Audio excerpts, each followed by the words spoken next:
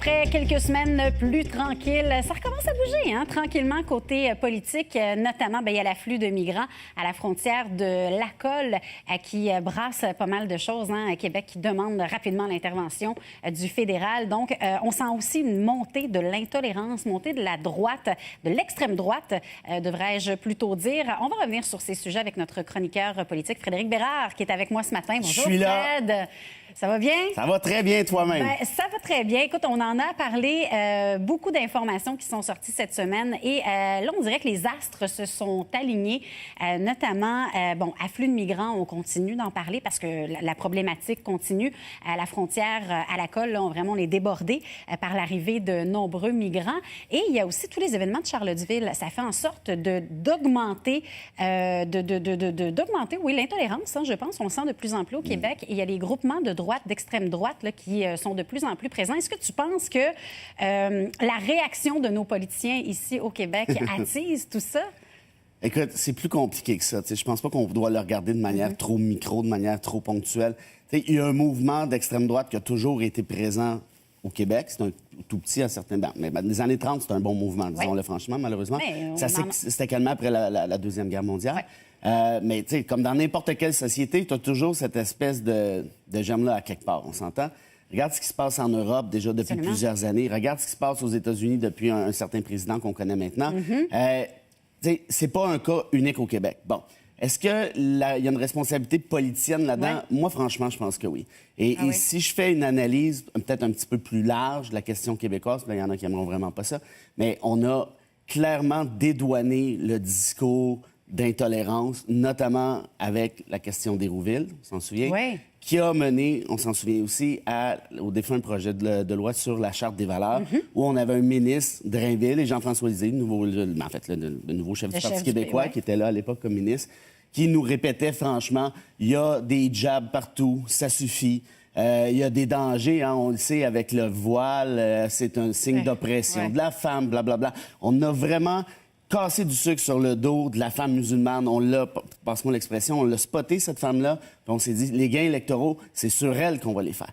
Et puis ça s'est pas fait pendant 10 minutes, ça s'est fait pendant 1 an, ça s'était fait avant, ça s'est fait après. La dernière course à la chefferie du PQ, on en a parlé beaucoup. Jean-François Lisée qui dit, les burkas, là, c'est dangereux, il y a des mitraillettes, puis des affaires de même.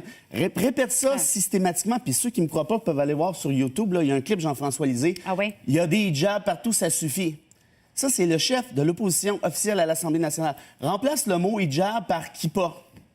Lisée va se ramasser à l'ONU, puis ça va être bien fait pour lui. Donc, tout ça pour dire qu'on a dédramatisé, on a dédouané cette espèce de discours raciste-là, parce que c'est un discours raciste, tant qu'à moi, xénophobe, à tout le moins xénophobe, puis souvent raciste ou islamophobe. Et puis là, bien évidemment, toi, t'es citoyen, t'entends ça systématiquement, puis tu dis, coudonc, ils sont dangereux. Et depuis, de toute façon, cette semaine, t'as la CAQ aussi, François Legault, la semaine passée, qui parlait de Québec est devenu une passoire. Voilà. Mais non, c'est ça, à un moment donné, on va faire passer un test aux immigrants. Si vous ne savez pas nos valeurs, si vous ne respectez pas l'égalité homme-femme, puis là, évidemment, on sait de qui il parle, hein? Vous retournez dans le bateau, comme si Québec avait cette juridiction-là. C'est n'importe quoi, c'est une juridiction fédérale. Mais on s'amuse avec ça. Puis ça, là, c'est le cas de plusieurs politiciens populistes à travers la planète. Puis ça donne systématiquement le même résultat, c'est-à-dire un sacré bordel. Et puis on l'a vu, justement, le fameux mouvement traditionnaliste du Québec. Le nom a été enregistré officiellement. C'est un parti qui veut se mettre en branle à temps pour les élections de l'an prochain, parce qu'on est quand même en période préélectorale au Québec. Tu penses... Quoi? Parce que c'est pas facile, là, quand même, mettre sur pied un parti, être prêt pour des élections, avoir des représentants dans chacun des comtés. Est-ce qu'on a de quoi s'inquiéter? Mais regarde la meute, OK? Ça, des méchants gorlots, là.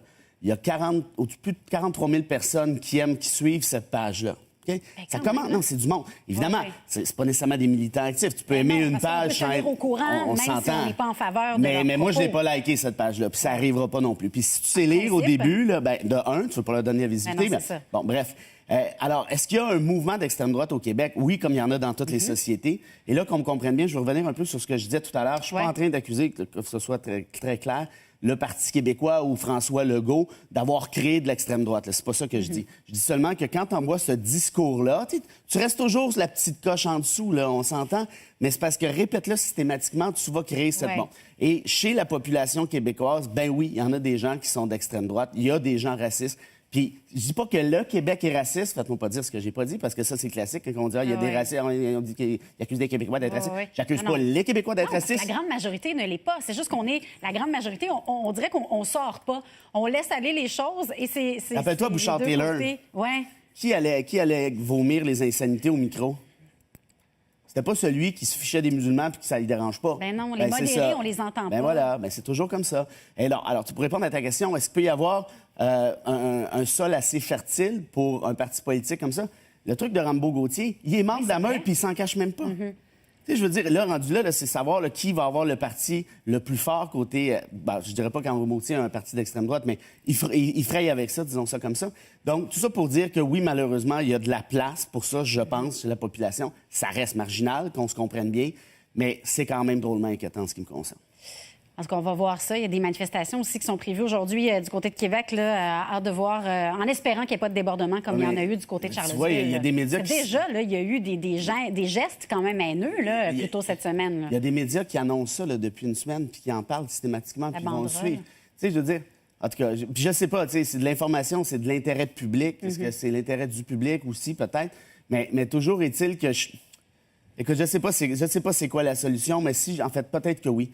Peut-être que les politiciens, tous les politiciens sans exception, devraient refuser de jouer cette carte-là pour aller chercher un petit vote de plus. Parce que là, ils ont créé un monstre, puis là, ils savent qu'il y a des votes à aller chercher là. Fait qu'ils nourrissent la bête systématiquement. Mais plus tu nourris la bête, c'est un cercle vicieux, moins t'en sors. Plus t'as des gens qui n'étaient pas nécessairement d'accord avec eux, qui finissent par se dire, bien, finalement, des immigrants, il y en a trop, puis pourquoi qu'on en accepte autant, et ainsi de suite. Ouais. Et le problème, c'est que tout ça risque de mal finir.